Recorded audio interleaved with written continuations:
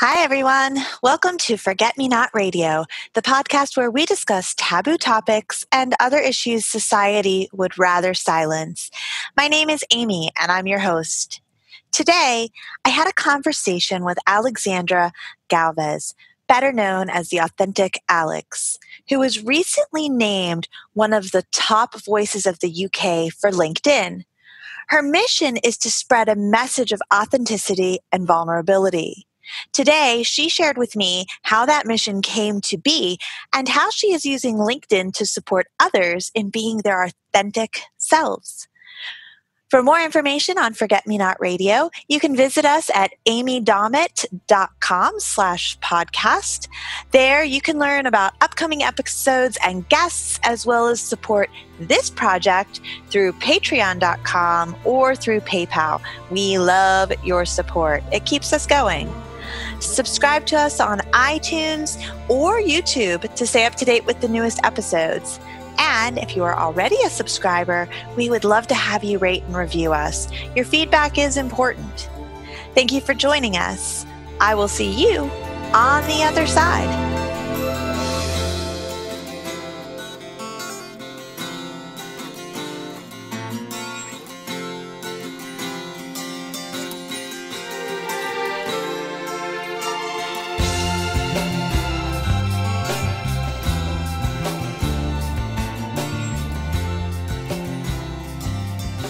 Hi, everybody. I am here with Alex, another one of my connections from LinkedIn. Hey, Alex, how are you today? I'm great, Amy. How are you doing?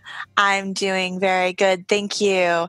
Thank you. Thank you for joining us and for sharing today. I gave a brief introduction about you and what you're all about, but I want to let you put it into your words. What is it that you are trying to accomplish by sharing with us today? Because you have a very interesting story. My intention with the stories that I share, or sort of my personal stories that I share in my journey, is to sort of empower and inspire people to share their own stories.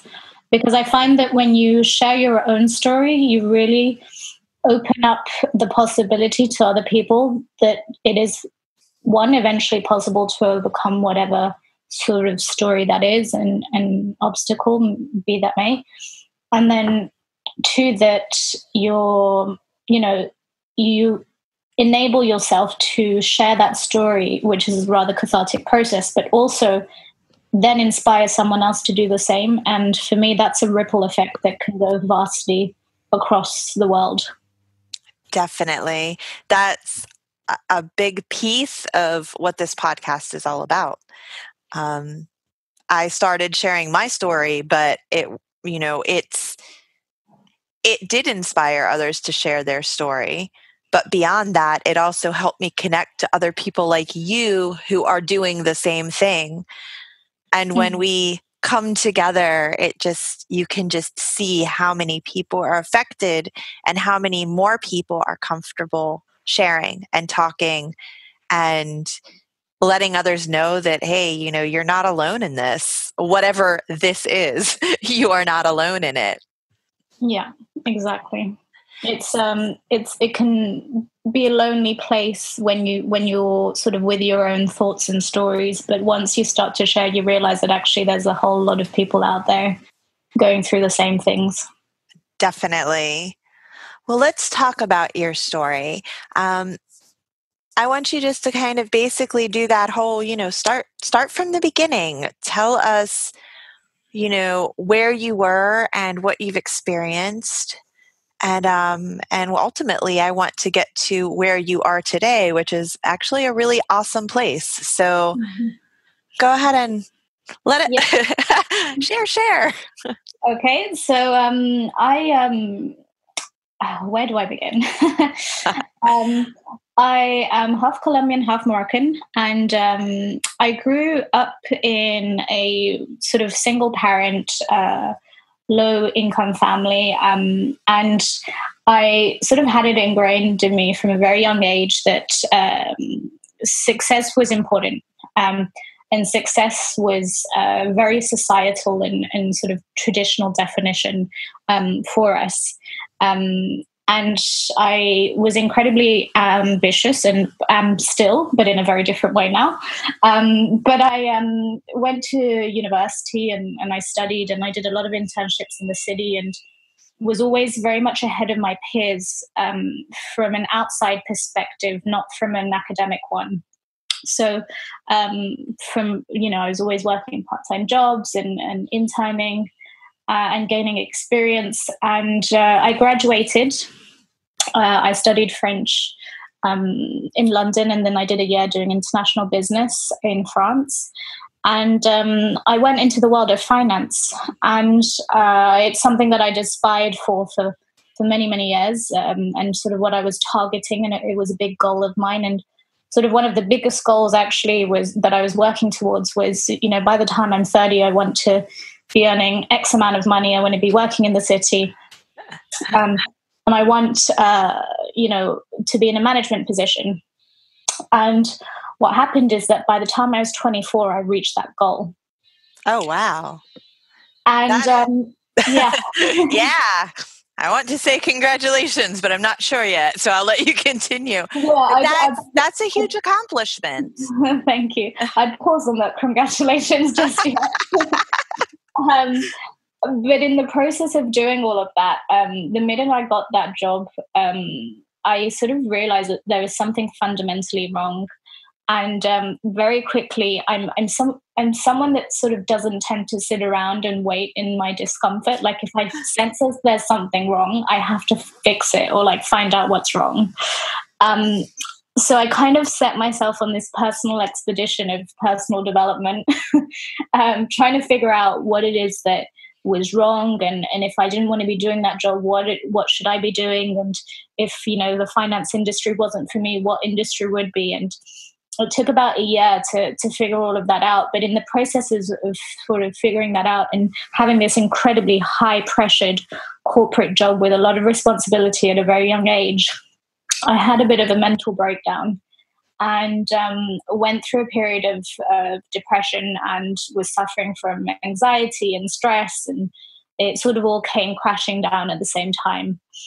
And so that sort of happened just right after I'd reached this sort of monumental goal that I'd been working for about 7-8 years to get. And then after realizing all of that, I went through, in order to sort of get over that period of depression, I had a colleague that saw that I wasn't sort of in the best place and suggested that I go to see a therapist. And I ended up going, and I mean, it took me 3 months to get my foot through the door because the idea of therapy for me was, coming from a very traditional family, you kind of just deal with your problems and you sweep it under the rug. But eventually, after many years of doing that, that wasn't really going to go away. Yes. So I figured that the best way to kind of get over that was to go through it. And went to therapy for 6 months, realized that I was definitely not in the right place career-wise. Left my job almost a year this month. At the end of this month, it's going to be a year. And realized, you know what, I have no idea what I'm doing next. I have no savings in my bank account. But I'm happy that I'm not in that place anymore, and curious to see, what I'm going to do next. And I took 6 weeks out to travel a bit on my own to clear my head. It was a running joke with everyone. They said, "Oh, you're going to find yourself." And I said, "Oh no, I did all of that work when I was working, but actually I was just going on a 6-week-long holiday." And then I came back and sort of started to do some work that sort of came my way, and sort of got myself into that. But it was actually what really put the ball rolling for me to set up my own business was that the day I left my corporate job, I wrote a post on LinkedIn around the story of me as a little girl, wishing that I'd work in this very specific and iconic building in London, which is 1 Canada Square, and having this, goal that I'd work towards, and how wrong my definition of success was. that it was based on, friends, family, society, peers. But that I was happy that, I'm going to redefine my success. And sometimes it takes getting somewhere to realize it's not where you're meant to be. Now, that photo was of me sort of staring out of that building that I'd so dreamt of working in. And 80,000 people read that. Wow. And so that was really the start of my new journey, shall we say.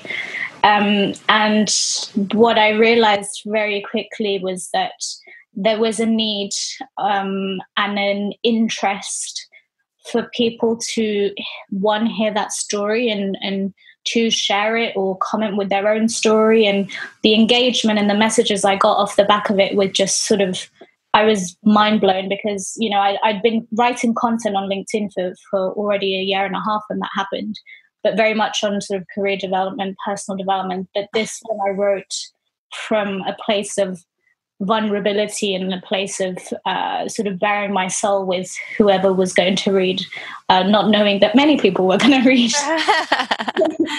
It's funny how that works, especially, a lot of times I think we open up ourselves, but it's to a very select audience. And I think in some ways, LinkedIn, it takes that audience and broadens it sometimes without that expectation. You don't realize that's going to happen. Yeah, definitely. And, when I wrote that, I knew that I was sharing that in a place which is not used to having that kind of content. Right. And, that was a worry before I shared that story. It was, all my colleagues are going to see this because a lot of people didn't know what was going on. I hid it very well. And so for me, it was, my family's going to see this too, most of which didn't know at the time. And that was definitely a worry, but I just felt like people should know the reality of that because we tend to see the corporate world, especially from a young person's perspective, still with rose-tinted glasses in terms of, it's glamorous, you get to travel, you get paid a lot of money, but we never see the reality of that. Talk about that. What was it that you experienced, in working? I mean, not specifics per se, but what kind of things were you experiencing that you were not prepared for as a young woman, working in a corporate environment? I mean, not necessarily even just a young person, because I think you're right. There's this disconnect between what is reality and what we fantasize about. Yeah. I worked in a very heavily male-dominated industry, not just finance, but I worked in foreign exchange. So it's a very niche industry. So both the companies that I worked for, there was only, I would say, 20% women in both companies. So it was definitely an interesting experience, I would say. And especially sort of in my second role, it was, there were interesting experiences. I think for me, when I first started working in that industry just out of graduation, it was a bit of a shell shock, or sort of say a shock to the system, because I found myself sort of training people. That was actually my job. My previous job is that I was doing sales training and development for men, and being a recent graduate of 22, 23. In a room of men and teaching them how to do their jobs better with people that had extensive amounts of experience was quite a challenge. Yes, I can imagine. There were days that I felt like I was rowing upstream, and there was a lot of days of frustration, but actually I grew thick skin very quickly, shall we say. And it was a challenge. Every day was a challenge, and it was also a learning curve. Being at sort of my first job in a permanent job, I think the other thing that I didn't particularly like was sort of office politics. it's not something I'm a big fan of. Unfortunately, it happens in a lot of places. But yeah, that wasn't sort of something that they don't teach you that in any of your business modules, I don't think. They do not. That is. They probably should. How to navigate the world of business. They'd have a hard time putting that together with, I can't remember the course, but the appropriate behavior in an office / I don't know if they could work that in very well. You can put office politics, sexual harassment, and just general, common decency into one big class in college. I don't know if a lot of people would sign up to that class. No, not likely. But I think, and then the other one for me, which was sort of quite painful and I experienced quite a bit, was the kind of companies that treat people like commodities rather than actual human beings. If you're not needed, you're out of here, or without a second of a doubt, regardless of how long you've been there, or the cutbacks on finances for wanting to work, sort of when they're stretching things and there's someone doing 4 people's jobs kind of thing. That for me was a tough thing to witness and also experience. I think the sad part is it is, as you stated, you really don't realize that that's part of the deal. We see the, I can speak to my experience, and it's interesting because I think a lot of the people that I've connected with and had a good connection with because we have commonalities, even if you don't realize what they are at the time. But, I know, like I said, I can speak to my experience where, I taught for over 10 years. So I was in a very female dominated, workforce. A lot of teachers are female, you work with little kids all day. And then I decided to go to law school. And I found myself in a heavily male-dominated world. And I was like, I didn't enjoy it. I didn't like the behind the computers just researching all day, which is where I found myself. And I ended up moving, ironically, into federal law enforcement, another very heavily male-dominated world, at least here. And, so it's not so much, it is, as a female anyway, and I had really tough skin even going in. It's just a different environment, it's a different world that you're working and moving in than perhaps you're used to. And then you add to that, like you said, you have the office politics, you have the guidelines, you have the things that don't make sense. And if you are kind of somebody that has more of an entrepreneurial spirit or someone that has more of a free spirit, often I've found, at least for myself, that those things they don't jive. They don't go together well. I know that from experience. Yes, they don't, and it's a personality type, because you are bothered by the things that you see happening. You are bothered by the things that are happening to you, the wrong that you see or what you perceive to be wrongdoing that is happening. Those things can have quite the effect on you and put you in a very, very, very negative space mentally. Definitely. And I think, and it's, sometimes it baffles me that companies are like this, but, I've seen, someone hire an entire team that replicates that person, their own behavior and knowledge. And I think, what on earth are you thinking? When you hire 10 Janes or 10 Johns, you're going to get work of 10 Johns that do the same kind of work. Exactly. So how do you foster creativity or innovation or anything that's new? How do you stay ahead of your competitors if you're constantly thinking in the same ways? Well, I think that, and again, this is just my humble opinion, but I believe a lot of people don't wish to foster creativity.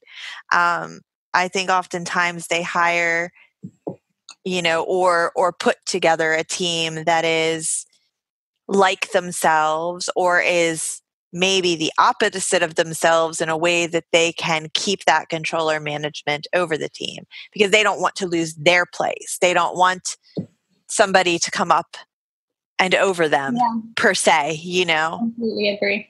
I've seen that happen in a lot of situations where it's more of not a willingness to, it's almost a fear of having a group of people that are individual thinkers and able to propel a company or a business or an idea, because they're just they don't necessarily want other people to do that. They want to be the one to do that, and it affects everyone. But ultimately, at the end of the day, it affects the business. It is the people that are willing to tap into that creativity and listen to what other people have to say and build a group of people that are strong together that have been the most successful in life. Completely agree. So I want to go back because you've been, we talked or in the introduction, we mentioned that your goal on LinkedIn right now and what you're striving for is your authenticity and talking about, those vulnerabilities, talking about those pieces that have affected you in life. And I know that you came forward, there was a challenge to do a video, and you came forward and you shared about your childhood. Would you be willing to touch on that and talk about that? Because I think that's one of those things, it happens all around us, but we often, we want to say that we're against it or we don't like it, but it goes unchecked, and it goes unchecked to the point that I'm even hearing parents now that are saying that they're seeing this behavior and they're attributing it to the behavior of the parents, that the parents are exhibiting this behavior on social media, baseball games, and it's a trickle-down effect that children are being taught these behaviors. Yeah, so I sort of participated in my first sort of LinkedIn campaign where we had a few micro influencers call for people to share their stories, and the campaign was "Let's Get Honest," and people were talking about anything from depression to disability to health issues to adversities, anything along those lines. And having already spent a lot of my time writing about my stories, there was one that I hadn't shared just yet. And I thought if there's any occasion to share that, it will be this one. And so I decided to share the story of my childhood where I was bullied as a child very severely. And it was something that I was really, honestly, very scared to share. That I was, I'd never publicly shared that story. Very few people in my close circle knew about that, actually. Maybe like a handful, if not less. And so to share it, especially that by the time I'd done that, I'd already sort of gathered a few followers, a few thousands of followers. So I knew that a lot of people were going to see this. So it was a fear. And then I'd also been sort of struggling with writing comes quite easy to me, but talking about my personal life, looking at a massive camera lens is not the most comfortable situation for me. I can understand that.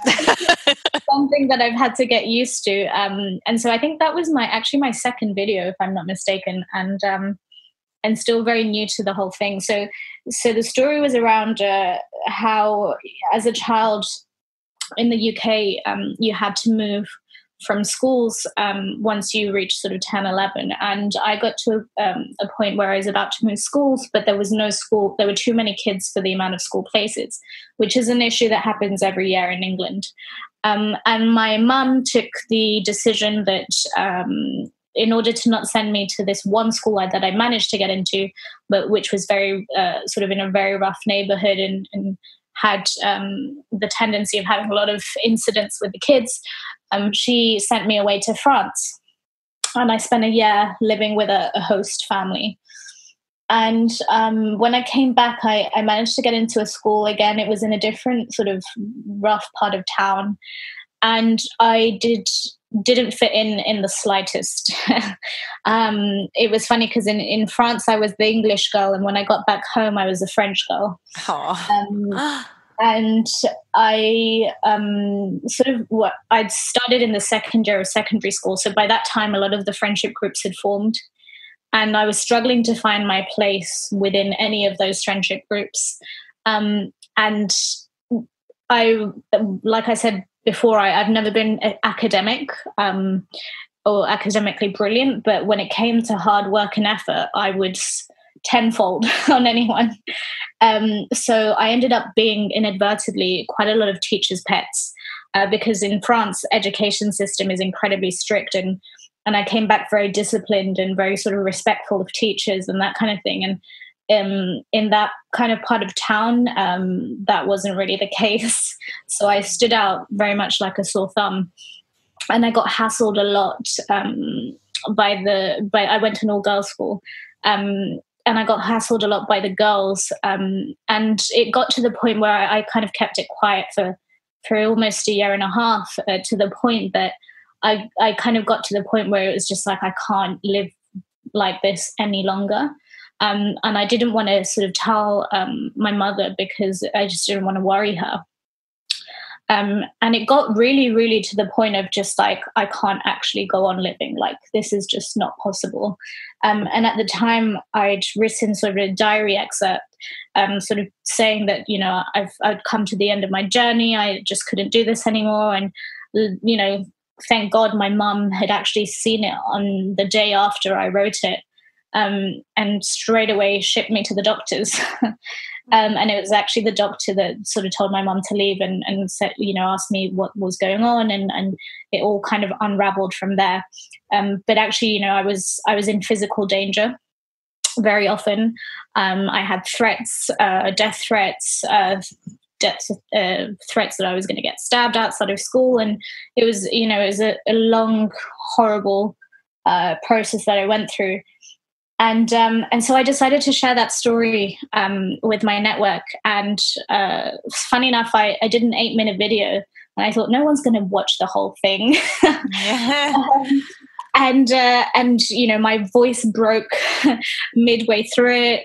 My eyes welled up, and you know, it's a story that I'm incredibly comfortable sharing. But you know, sharing it on camera, all of a sudden, I felt very vulnerable. And I felt very sort of scared to do.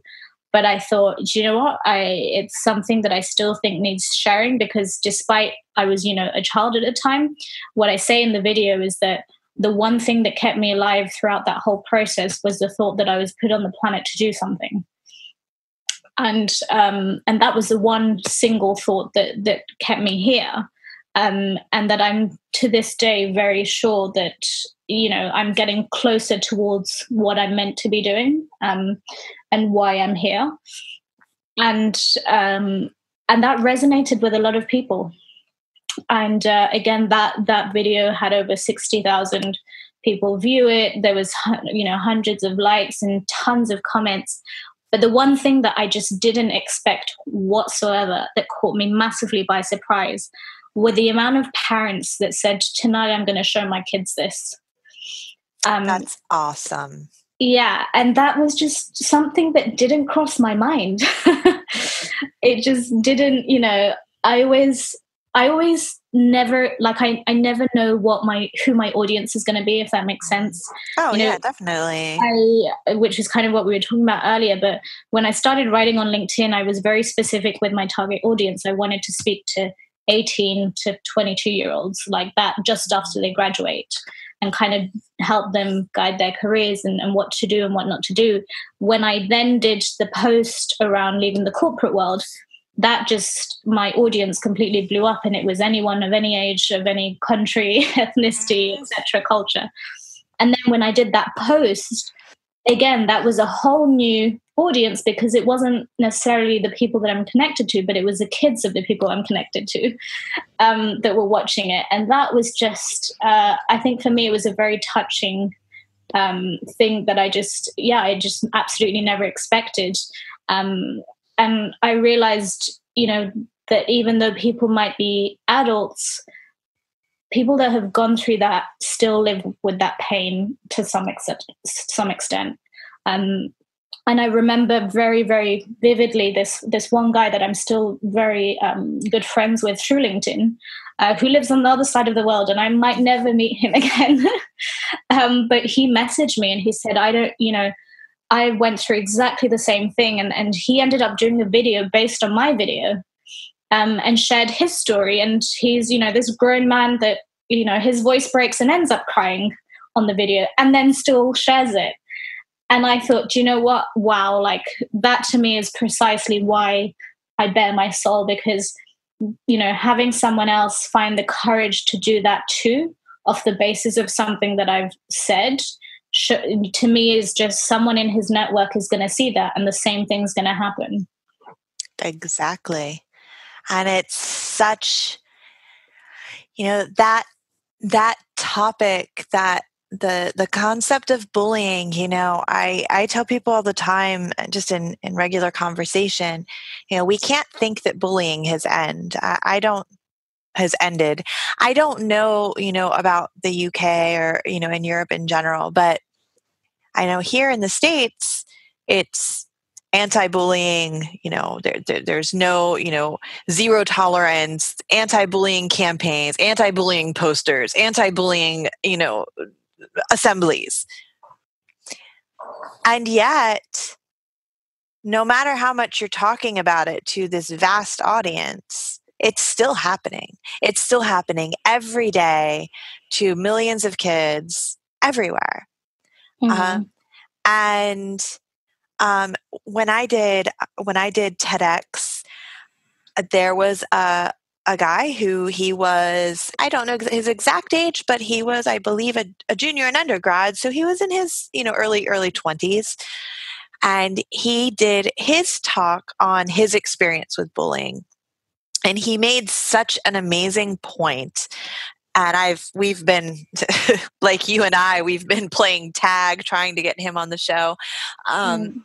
But he made such an amazing point about, that, you can tell people not to bully all the time. You can talk about it till you're blue in the face. Basically it's still going to happen. And these aren't his exact words, but he said, but, getting to the people that are experiencing the bullying and helping them understand why bullying takes place and how it has nothing to do with them, and helping them look at it from a different perspective and know that they are going to be stronger individuals and that everything is going to be okay, that it's going to be okay. That's a different approach to take. And by sharing your story, and by him sharing his story, and by others sharing their story, that's exactly what's happening. You're like, hey, I was ready to end it all. I was struggling with life, but here I am. Here I am. Because if you get help and if you get support, you can get through it. It's not the end of the world. And you're going to come across these things over and over and over again in your life. Yeah. And that reminds me a lot of, actually it ties in quite nicely with what's going on this week. But another message that I received was from this lady who's in my network. And she said to me, oh, my daughter's going through the same thing that you have, and it's been really difficult. And I don't really know what to do. And but there's a part of me that feels this absolute utter relief despite everything that's going on. Because she said, if you could get through this and you've become the woman that you are now, I have no doubt my daughter will. And that for me was just like, wow. That's, if I manage to not just, impact those that are going through those issues, even more so if I can do that with the parents, because it's a difficult thing. I mean, I don't have any children, but I know that for my mum, it was an incredible difficult thing to do. And I'm super excited because I actually get to meet this mother and daughter later on this week. So, oh, that's fantastic. yeah, Because you're going to be like a role model to her. You know, you are a role model to her. Because when you're young, and I don't know how much work you've done with kids, but I've worked a lot with kids. You know, their worlds are very small. And you can probably think back to that yourself. You know, at 8, 10, 14 even, your world is very small. Obviously, their worlds are maybe even bigger now because they have the internet and social media, and you had that as well. But but still, they go to school, they come home, they have their little social groups, they have their family. Kids don't really think much outside of where their world currently is. That's where they are. And when that world is difficult at home or at school, and they don't have the tools to deal with it. They don't know how to deal with it.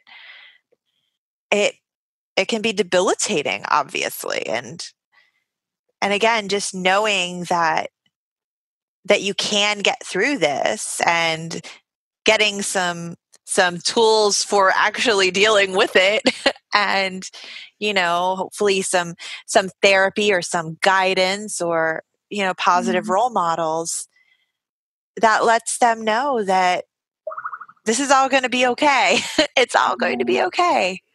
No, definitely. And it's when you're in that situation, you feel very alone. And absolutely, especially if you don't have sort of let's just say I didn't have a sort of a sibling close to my age that I could sort of confide in, or a female role figure. So that, having someone like that, I think, is important as well. Absolutely. And just like this little girl having you to hear your story, to meet you, she'll take that with her forever. And that's, because you're not mom. Yeah. You're not auntie. You're not, you're somebody completely unrelated that, just cares about her for the fact that you've experienced it. Definitely.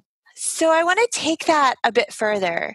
I was curious, and I don't even know if you've put any thought into this, but do you believe that experience and going through that experience played into your discontent with the corporate world? It's really funny because when I went to therapy, I went thinking I had a lack of confidence, and actually that's the reason why I ended up going. And I thought that my lack of confidence sort of stemmed from that experience. But I think it was a lot to do with not only that, but also to do with the corporate world itself. And that's where I quickly very much discovered that every week I kept on talking about my job. rather than my past. I think my therapist didn't know she was going to moonlight as a coach, as what a career coach is. Like, surprise. And talk so much sort of about work. But so the question is if I think that the bullying experience sort of linked to not being happy in the corporate world, right? Yeah, or if there was any kind of... I asked that for a specific reason, because sometimes I think that for me, my discontent, not 100%, but some of the things that I really had a problem with in the corporate world, I really believe stemmed back to my experience with my ex-husband and that abuse. Yeah. So I was just curious if you ever, drew that line. So it was funny. I worked specifically with one team with various teams in one of my jobs. But there was one team that I just could not stand working with. And the reason why I really struggled to work with this team, and I later figured it out because I was talking to a coach, and she said, instead of thinking that they have the problem is with them, have you ever thought that you might be the one that's, has put them in a box and labeled them, and that's why there's this disconnect with them? And actually, very quickly, I put 2 and 2 together and realized that actually the reason why there was such disconnect was because I put a very thick and high wall between us, because it was a very cliquey group. Mm. And it was a group that always did everything or team, should I say, that did everything to see how I quickly switched into group. Yeah. Okay, it's all good. It works. It's where the connection is. Yeah, that makes the point entirely. Yes, exactly. Need I say more? But this team had the tendency of being really harsh with each other in a jokey way, but sometimes crossing the line, actually very often, and sort of insulting each other and whatnot. And I really struggled with that kind of behavior in the corporate place, because it brought me right back to school. Yep. And straight away, I wanted to be as far away from them as possible. And I, no matter what I tried, I couldn't fit into their group, which was something that I'd experienced. And it was something that I just, no matter what I tried, I realized that it just wasn't going to work. I very quickly obviously realized through speaking to that coach and obviously going to therapy at the time that there was a link to that specific group / team. But I think that for me, I felt like if there's a strong link, it was that I was always out of place wherever I went. Whether that was school, whether that was in a working context, there was nowhere that I could be me.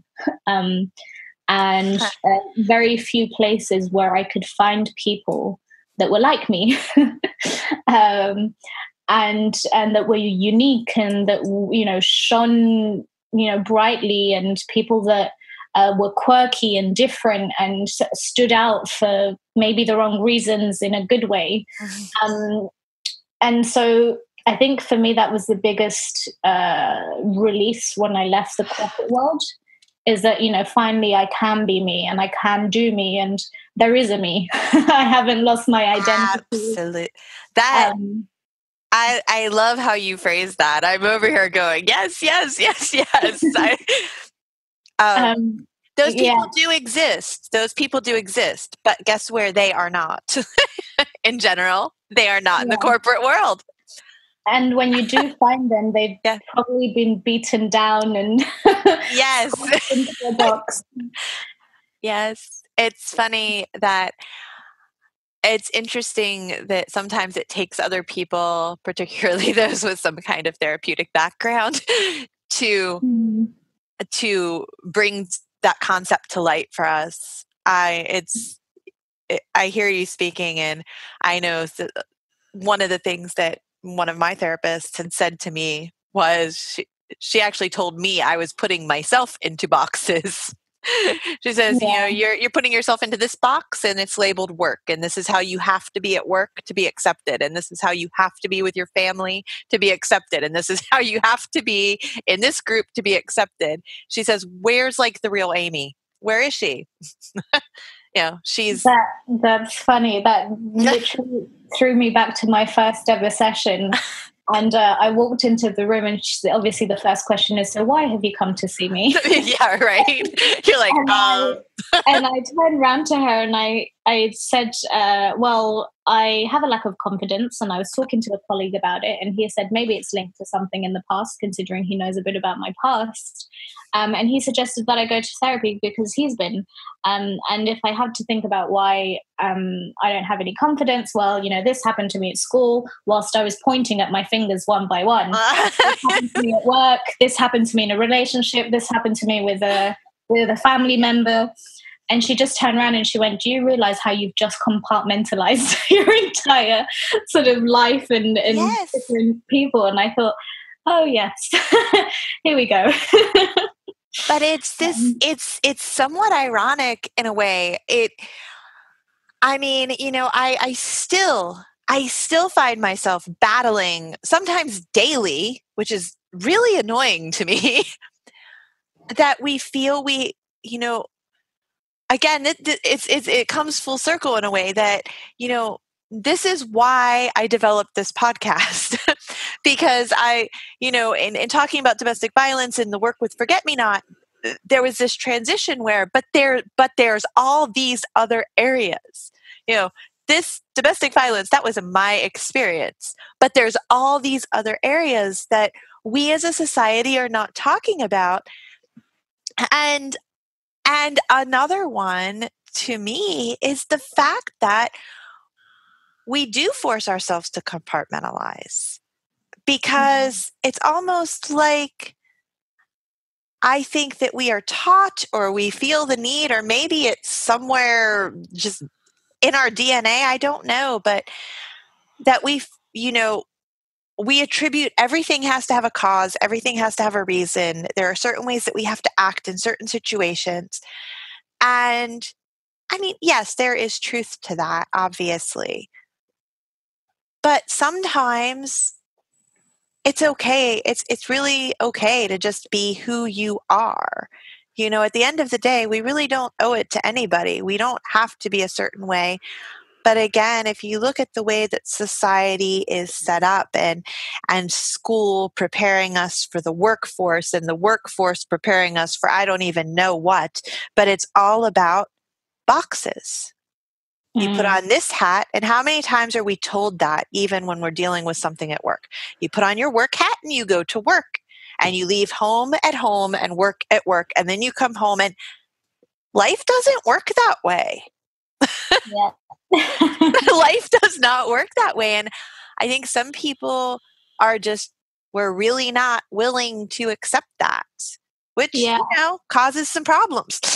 Exactly. And you know what? It's that vulnerability piece, especially in a corporate context, honestly breeds so much team bonding and so much trust within a team when you share that, because actually the reality of the situations that we go in, whether that be mental health issues, bullying, family issues, actually everyone goes through that. Yeah. And yet we try to hide that from people and show these picture perfect lives when the reality is so different to that. And actually in sharing that brings people together rather than causes for judgment, very rarely. Very true. I've yet to have any strife or any problems because I've shared.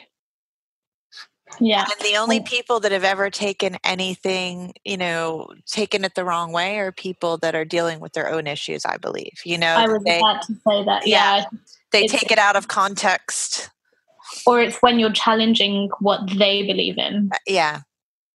Absolutely. Well, there is that, yes. But when you're sharing your own personal story, I've never had anybody pull away from me unless they've taken it the wrong way. Like but it has nothing to do with them, but they think it does type of situation. But it's built bonds, if anything. It's funny because what we were talking about just now reminds me a lot of the work that I do now. So let's get into that, because that was where I did want to go. So I thought it was important to touch on your childhood experience because I know you shared it, and I personally thought, again, I don't know you well enough to know this, but I was curious if that transitioned into how you got to where you are today. But let's talk about where you are, because you are really making a mark in LinkedIn. I mean, yeah, kudos to you. That is phenomenal, because you've created an environment on LinkedIn. If you did it on purpose or not is really irrelevant. You have this environment where you have an amazing stage where you can create change. And I love what you've decided to do with that. So tell us about that. Yeah, so I basically sort of fell into, as I was explaining this sort of whole LinkedIn world. It was something that I was sort of doing 2.5 years ago. Like I said, sort of helping. What I wanted to do was give back and help students and graduates be the person that I never had, kind of thing. Be that role model, be that person that gave them impartial advice around career development, and sort of shared the things that I thought I did well, the things I wouldn't have done had I known, and give them some advice. And then obviously I did that post about leaving the corporate world, and once I sort of realized how people were so interested in that sort of vulnerability piece and the authenticity that came with it, and sharing my story, I continued to do that. And slowly people started to ask me, how do you do what you do on LinkedIn, and how do you get so many comments and engagement, and why do you do it, etc. And that's sort of how I ended up building my business in sort of consulting on personal branding and strategy, specifically on LinkedIn. So I basically help people develop their LinkedIn profiles and help them develop the content that they want to share with their network. And I've been doing that ever since. And I do a lot of public speaking around that as well. And the reason I mentioned sort of my line of work with what we were talking about earlier was because a lot of the time with the people that I work with, it's almost like holding their hand and saying, it's okay to share who you are with other people. Well, we're kind of told that it's not okay, you know? Most of the time, that's the crux of my work. And there's a lot of coaching involved. And these are people that have had incredibly successful. They've built incredibly successful businesses, and they're entrepreneurs or people that are in C-suite. So, CFOs, CEOs, that you'd think, wouldn't have an issue with sharing their stories or being a bit more open and talking about these things. But actually, they're probably the people that struggle the most, actually. And so for me, it's always teaching them about the element of being human on there, because there's a lot of gray on LinkedIn. There's a lot of sameness. There's a lot of people saying the same, describing themselves the same way, and I think that we're all unique, and we all have our different skill sets, and we all have stories, personal stories to share, and adversities that we've overcome, and different journeys, and we can all learn from each other. And so for me, it's working with people in terms of how do you share that, and how do you get comfortable sharing that as well.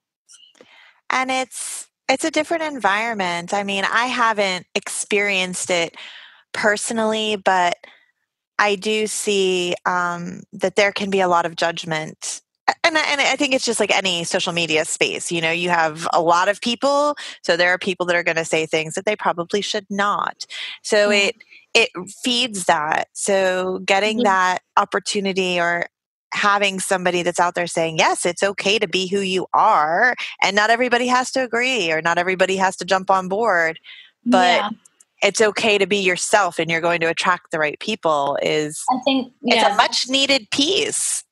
And that's the bit I love the most, is that you attract your people through the content you share. Most definitely. And that's why I love sort of still sharing as much content as I was doing, if not more now, is that I've gained quite a lot of traction, and it's the right kind of people. It's the people that I want to be surrounded by, and it's the people that have the same values, the same ambitions, the same ways of viewing the world. And also people that will still challenge me if they think that I'm, not in the, don't have the right ideas or whatnot, or can contribute to my thoughts. No, that's, it's always good to have that as well, as long as it's done in a respectful manner. So it helps us to grow. I think that's how we, I think that on LinkedIn, it's still relatively okay. You do get your troll here and there, but in comparison to like Twitter and Facebook nothing like that. A lot better. And I think that's because it is still, but it used to be more known for a professional networking website. Right. Well, it's still, I think it still definitely is, because the focus is very much what people are doing as a profession. So, with that, like I said, you've really, I loved this not that long ago. I think you said it was a couple months ago, but I did see it. You were named one of the top voices of the UK for LinkedIn. Yeah, that was quite an honor. LinkedIn recognized you, and that's a huge honor. Yeah, it was. And you know what? It was funny because I looked at the list and thought, there I go, sticking out again like a sore thumb. You know what, though? I think it's good to stick out like a sore thumb sometimes. Because there I was, surrounded in this list of, top 12 most influential writers on LinkedIn. And you had these director of McKinsey and partners and, we had a guy on there, which he's, we have a program called Dragon's Den, which is your equivalent to Shark Tank. Oh, okay. Mm-hmm. And he was on the list. So obviously everyone was like, how did you get on a list with that guy? So I was just like, yeah, well, we seem to write content very differently, but as engaging as each other's, obviously. But it's, it's really about, I think it's interesting because, I think sometimes when we find ourselves somewhere like that would be considered a goal per se, for other people, or it's kind of a pinnacle, you've reached some kind of pinnacle. It's often hard to see ourselves in that light. And I used to think about that. I still think about this. It's funny because I would, growing up and as a young adult, I always used to watch, I loved all the cop shows, the Law and Order type, courtroom, all that stuff. And I would laugh because, or the X-Files, and it was always talking about the FBI and the CIA and, federal agents and law enforcement. And then that's where I found myself working as a federal agent. And I was like, oh, wow, yeah, I am one of those people. Look, I got the badge, I got the gun, I got the whole deal. And just still Amy. It's like, I think sometimes that we place people at up on some kind of pedestal. And when we perhaps find ourselves there, it's hard to say, oh, well, I worked really hard for this, or I'm happy that I'm having that effect, or that's really awesome that people are acknowledging, what I'm trying to do. Instead, we go, wow, like, what are we doing here? Like, we don't belong here, or this doesn't feel so different, Yeah, I know. And I completely agree. I'm honestly the worst person when it comes to accolades, because the minute I get one, I'm like, okay, so what's next? Yeah, it's another box, or and it's never something that I really truly live, or kind of revel in. And sometimes you have to sort of stop and think, well, it was something I was working towards. So to get it, and it was a surprise because I didn't actually think I'd get it this year. But it was, for me, it was important because it just felt like I, especially with the line of work that I do, it just gave that element of credibility of, yes, not only do I teach people how to do this, but the actual platform itself or company itself are acknowledging that, You're good at it. That I'm going to see. Even saying it makes me feel awkward. Well, but you know what? I think that's a good thing because I'll be honest, one of the things I always appreciated about you was that, you know, I don't even remember. I think you might have, I think you reached out to me when we connected, and I don't even remember how we connected, to be honest. But, I might have liked something or followed something or, or sent you a friend request because I liked what you said, a connection request. But you were just, hey, how are you? And we were chatting offline, and we never had like massive in-depth conversations, but we had conversations. And you acknowledged me as an individual, and you acknowledged other people as an individual. And it took me a second to realize how much exposure I'm not coming up with the right sentence for that, but how prominent you were on LinkedIn. And then all of a sudden I was like, oh, wow, like she actually took the time out of the day, that makes you different than a lot of people that are out there. And that is a good thing, but that's also what humbles you, I think. And that's why you behave that way, and that's important to me. It's huge. I think it's huge. There are plenty of people that don't think being humble is a good thing, but I think it's funny because I had a friend in my last job that would drum into me all the time and said, Alex, if I knew how to do half the things that you need how to do, or be half the person that you are, I would be the person with the biggest ego in the room. Right. I don't understand, and actually, it's to my detriment. Because when I meet new people, it's funny. I went to a networking event not long ago, and it was actually just after I got named top voice. 1 or 2 evenings after, I went to a networking event, and there was a friend of mine that was there actually, and we started talking to these people that were business owners and relatively sort of senior, and said, "Oh, what do you do?" And I said, "Oh, I'm a LinkedIn consultant," and kind of briefly tailed off and didn't say much else. And then my friend turned around and said, well, I'm going to say it because she's not, but she just got named, 12th most influential person in the UK on LinkedIn. And straight away, people were more interested in getting to know me, but it's just something that makes me incredibly uncomfortable to kind of go around and being like, oh, well, I'm good at this, or, this is, it's just, it's something I'm not particularly great at. And I know that from business element, I need to get better at, but it's hard if it's not built into your personality. Yes. My boyfriend and I talk about this all the time because he makes music. He makes amazing music. He's a very, very talented individual. He will not put it out there. It's because he's not a self-promoter. And then there's me. I'm over here with the nonprofit, and I'm teaching at night, and I'm throwing things up. I'm trying to get more comfortable in front of the camera to, for the educational purposes. I'm doing things like with VIP Kid. I'm like throwing videos up on the side, and it's a practice, but we joke all the time that we're like, one of us needs to learn how to be a little more, have some marketing swap because we don't have it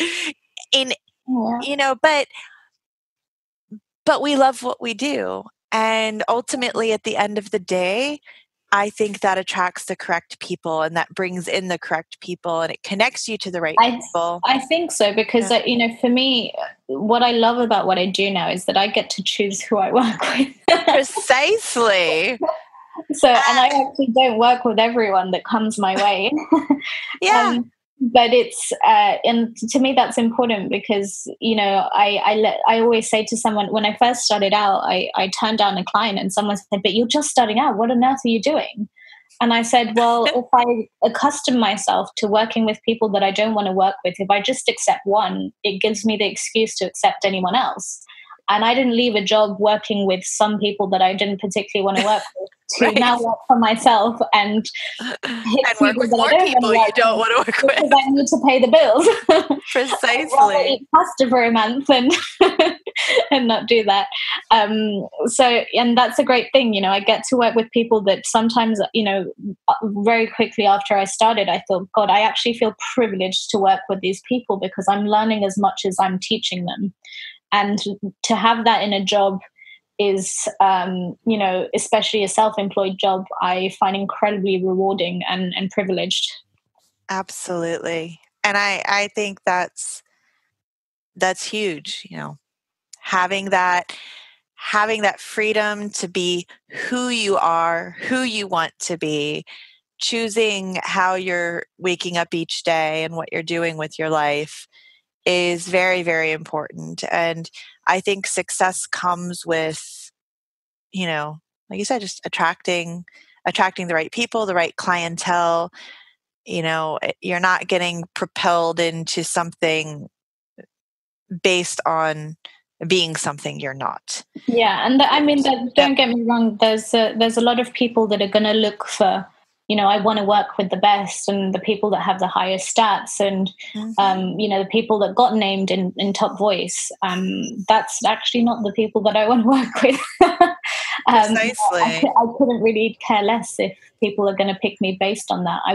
The people that I love working with, and usually they reiterate this because there's a lot of people that do my job, and you can, I work with international clients, so essentially they could have their pick of the lot with LinkedIn consultants and trainers all over the world.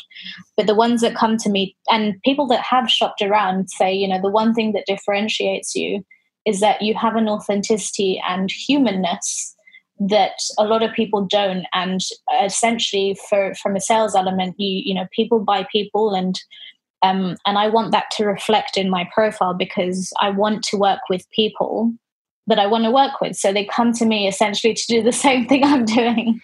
And that's, to me, is important because they're the people that I want to be working with. Absolutely.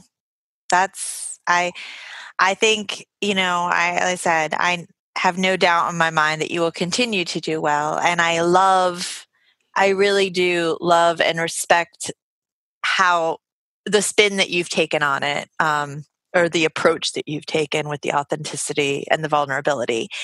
Because I know, at least to me, that is such an important element in anything that we do. Again, this is, like I said, that's just my personal opinion. But, I know that for a fact that where I have been the most unhappy is where I have been forced to be someone that I'm not, or I feel that I have to be someone I'm not to be successful or to succeed.